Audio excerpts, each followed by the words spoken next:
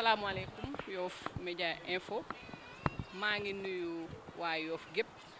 kenn ku ne si turam ak santam di leen baal àq di leen balu àq di wax ne tey nag ñu ngi fii si école El Hadji Abdou Seck ñu ko doon wax école 4 pour joxe ay fourniture li nga xamante ne lii mën naa ne depuis 2014 maire bi mu ñëwee ba léegi Abdoulaye Diouf Sarr ministre de la santé et de l'action sociale mu ngi koy jéem a matale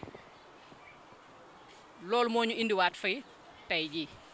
maintenant particularité bi mooy fi ñuy wax ak yéen nii yeneen école yëpp jot nañ seen fourniture ba nga xamante ne bii slogan bi nga xamante ne bii dañ koy wax ubbi tey jàng tey yemul si slogan kese dafa nekk une réalisation école yeneen yi ñu ngi jàng parce que jot nañ seen fourniture may wax ne fourniture yi ren c'est à hauteur de 20 millions loolu la maire bi débloqué pour ñu jënd si ay fourniture daanu nag dajul suuf mais am na yeneen communes yu ñu dendeel yoo xamante ne yi vraiment amuñu lii ñu siy sant yàlla bu baax di gërëm le maire Abdoulaye Diouf Sarr mais di gërëm son premier adjoint monsieur Abnar Mbeng nga xamante ne bi il ne ménage aucun effort pour que éducation bi jëm sa kanam di gërëm le directeur de cabinet aussi Mamadou Mbeng mi ngi nii toog moom tamit xàmmee ngeen ko bu baax moom tamit bàyyiwul dara gannaaw pour bëgg affaire yi jëm si kanam ñuy wax ne que éducation nag maire politique am mi ngi siy def li mu mën en quelque sorte parce que gis nañ école yi nga xamante ne mu ngi koy rénover le maire dina si ñëw après Abnar mu mel ni que li nga xamante ne bii les services minimum mu ngi koy def di ko assurer dans les écoles ñuy nuy directeur bi bu baax a baax di ko dalal moom tamit gan la mu ngi fi ñëw nii di remplacer Mbaye Ndoye moom tamit ku jàmbaare koo xamante ne kii tamit ñeebluwul dara si Yoff xeebul dara lu mu mën mu ngi koy def moom tamit parce que école bi tamit fekkoon na ko si condition yu jafe mais mu def si lu mu mën ba école bi toll fi mu toll nii di wax ne que yamul fii te du yem fii tamit ñaan nañ yàlla li nga xamante ne loolu lañ def dans les écoles ñu def ko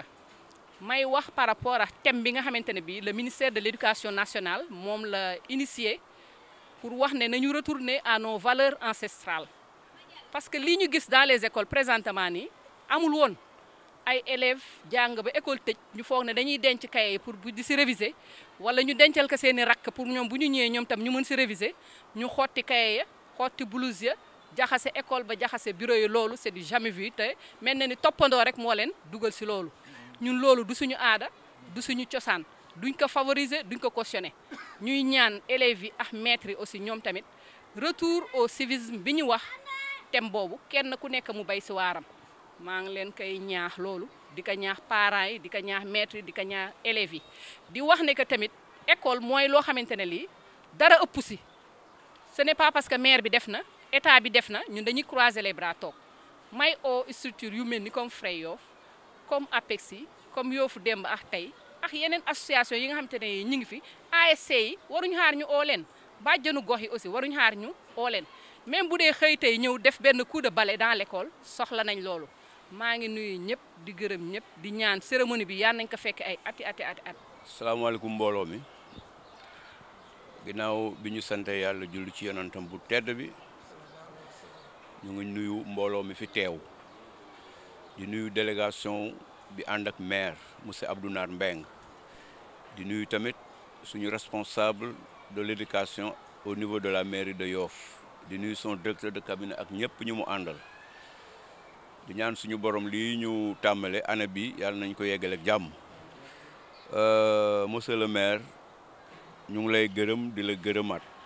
c'est pas une première fois ngay def lii at mu ne yaa ngi def le tout pour jéem nu satisfaire donte daanu dajul suuf mais yaa ngi def geste boo xam ne wóor nañ ni bu subaa boo amee lu ko ëpp tamit di nga ñu ko indil te ñun tamit les parents d'élèves ñun lii la ñuy xaar ci yéen heureusement yéen a ngi ci ay tànkam di leen ci gërëm parce que su leen neexoon ngeen bañ ko def tamit te kenn du leen poñe kenn du leen fekk seen bureau mais da ngeen ñu won ni école bi xale yi njaboot bi ñun ñëpp ñoo ko bokk donc ñu ngi leen ci remercier di leen ñaanal yàlla seen liggéey barkeel ba law ci ñun di gërëm tous les enseignants de l'école di gërëm encore ñu ngi dalal suñu nouveau directeur Moussa Gueye di ñaanal tamit suñu ancien directeur bi dem di Mbaye Ndoye ndax fi mu toll fii tey moom la kon ñu ngi ñaanal suñu nouveau directeur bi mu commencé ko ci fi Mbaye Ndoye jële ko yem yeggali ko ba ku ci nekk xam ne école 4 am na niveau ñaanal nañu suñu borom ñaanal nañ leen ñoon ñëpp di ñaan yàlla déwén yàlla ngeen ñu indi lu ëpp lii monsieur le maire ñun parents yi nekk lépp lu fi war ñu nga ca dinañ leen ko wax nag dinañ leen tàggu mais xaaruñu leen fenn lu ngeen ñu ci fekk ñu jël ñu ngi leen di ñaan daal ngeen fexe daal ba suñu école nekk école d'excellence ndax milieu bi bu rafetee xale yi dañuy am courage ñëw école mais milieu bi fekkee ni kër yi dàq milieu bi xale yi duñu sawaru ñëw école loolu daal ñu ngi la koy ñaan lépp loo xam ni wax nañ la ko te nga mën ko defuñu ko suñu poos nous ferons tout ba école bi nekk dans de bonnes conditions ak seen ndimbal di leen ñaanal suñu borom maa ngi jégalu ci waxtaan bi di ñaanal ñëpp jàmm yàlla na yàlla defal tawfeex asalaamaaleykum wa rahmatullah man may Daouda Thiombane président du conseil de gestion bu école bi école 4 comité de gestion école Abdou Seck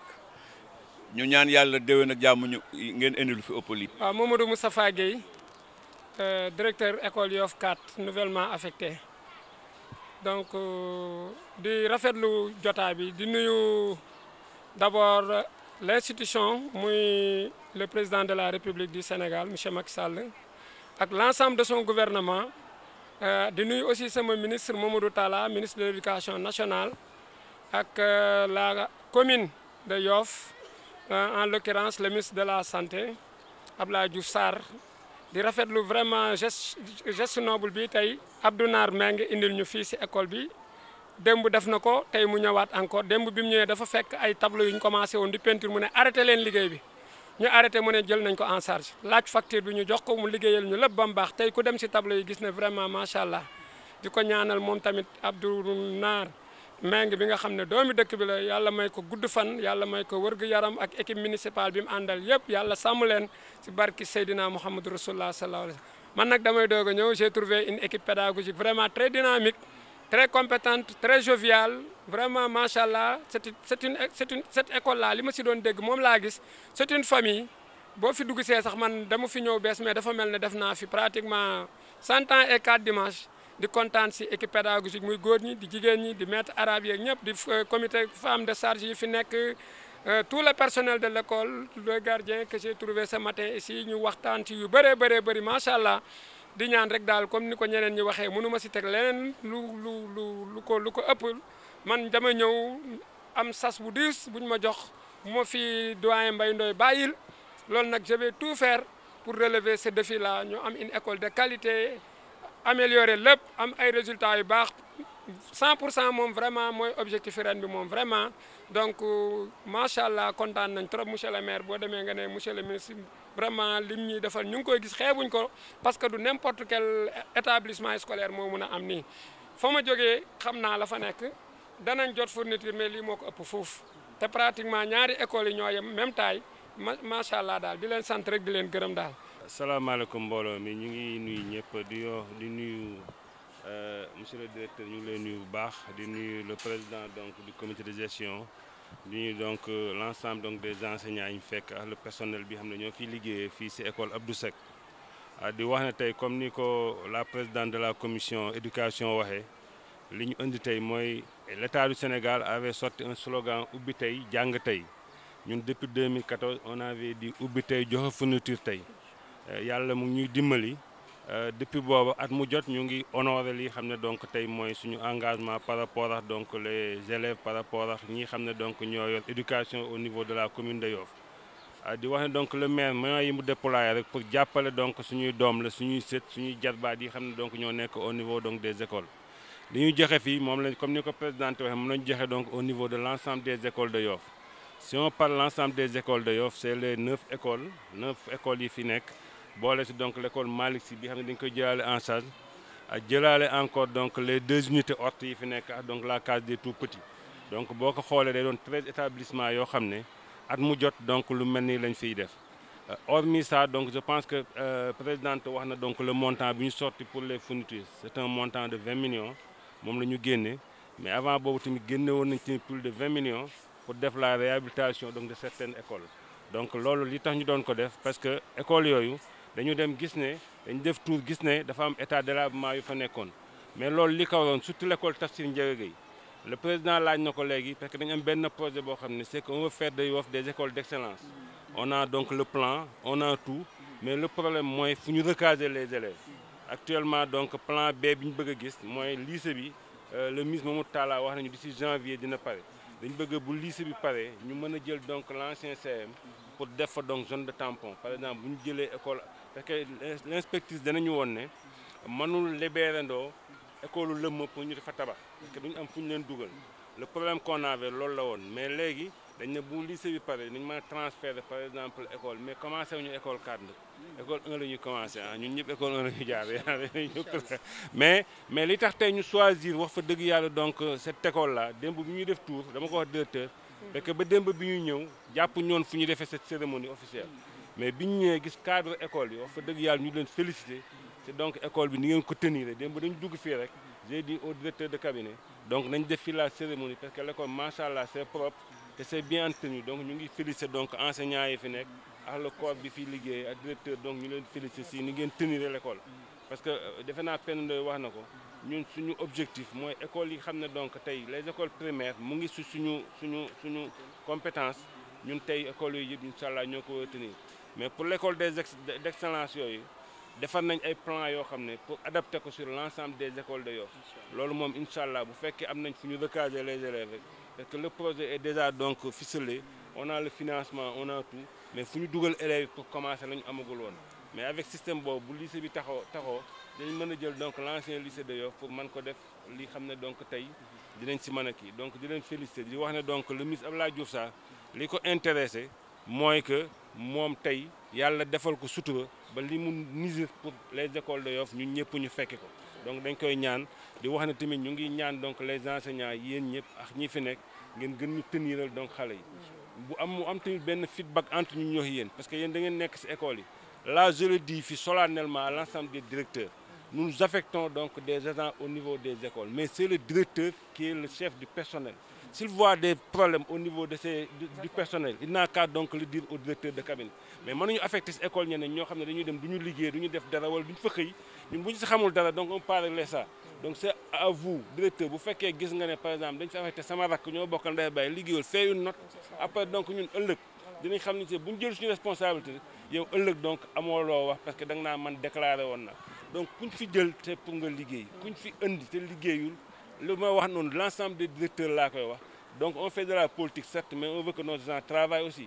donc ñoom dañu leen indi pour ñu liggéey sama bureau wala bureau kii carte d'identité yaa ngi fi nii les gens nous demandent du travail on n'a pas donc des postes à leur donner bon ñi ngi jox ñu liggéey dañu leen di ñaan yéen ñi les responsables au niveau des établissements au niveau des écoles s'il y a des problèmes au niveau de ce personnel mais faites-nous une note yéen bind leen rek ñun li c'est après c'est à nous de voir donc daal li ñuy ñaan mooy ñëpp nañu si jàpp pour ñu mën a réussir lii nag comme ni ñu ko waxee at mu jot moom nisir nañ ko incha allah pour def ko di remercier di féliciter donc le conseil municipal bi nga xam ne ñoo autorisé le maire pour ñu mën a def lii parce que Abdoulaye Diouf Sarr donc c'est le ministre donc de la santé et de l'action le maire de Yoff mais tamit le conseil municipal ñoo ko jàppale si lii ba mu mën ko def politique conseil municipal la donc ñu ngi féliciter donc conseil municipal di féliciter encore la présidente donc de la commission éducation franchement madame Penda Ndoye dañ koy féliciter bu baax a baax parce que depuis ñu nekk fi 2014 li lépp moo koy piloté pour ñu mën a xam mooy def distribution mooy wax donc nombre d'effectifs yi nekk au niveau des écoles et tout ba ñëpp mën si am ñu ñaan tamit directeur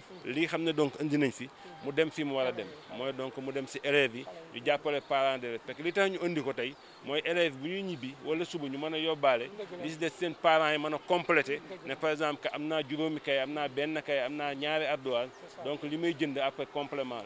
waa na ko léegi xaw ma daanu nañ ne dajul suuf noonu la olof yi wax ñun mënuñoo def lépp mais on essaie donc d'apporter notre contribution pour jàppale donc les parents d'élèves di leen sant bu baax di leen remercier waat sur la tenue donc de l'école franchement.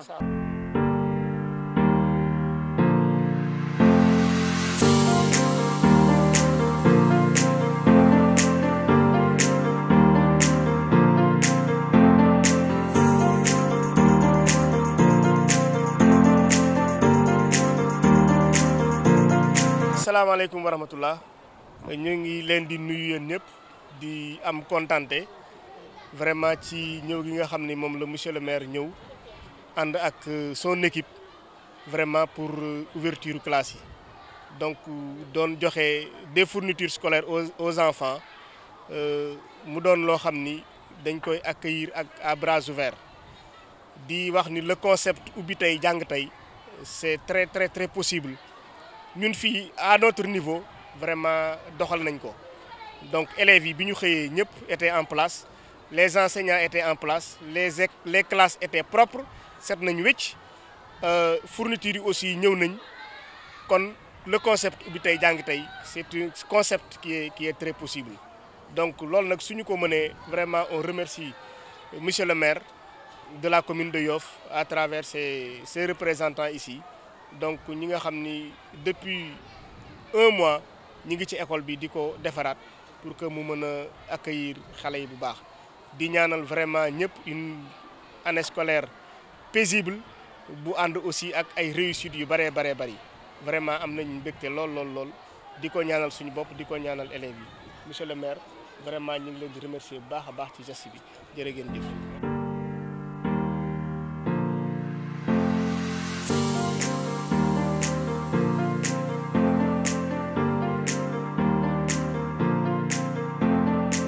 Bonjour chers collègues,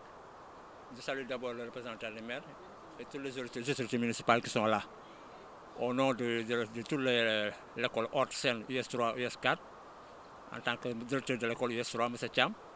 je tiens à vous souhaiter la bienvenue ici au niveau de Haute. Ce moment est un moment solennel pour Haute, parce que quand même c'est une occasion qui sert vous permet de recevoir au moins ce matériel permettant de démarrer l'année scolaire. C'est le matériel qui est venu à son heure, parce qu'on en a vraiment besoin. Donc je profite de l'occasion pour féliciter le maire pour toute l'action qu'il est en train de faire pour les écoles maternelles. Depuis que je suis arrivé ici, le maire ne cesse d'aider les hortes.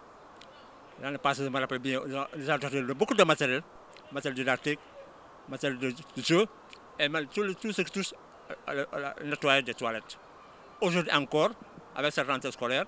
il est venu nous aider avec tout ce matériel-là. Donc on profite de l'occasion pour le remercier sincèrement au nom des directeurs, des collègues, tout le personnel des autres pour ce matériel qui vient de donner, qui va vraiment servir aux écoles, aux enfants. Merci beaucoup. Salaamaaleykum wa rahmatullah ñu leen nuyu di leen sant di leen gërëm di kontaan lool ci fourniture yi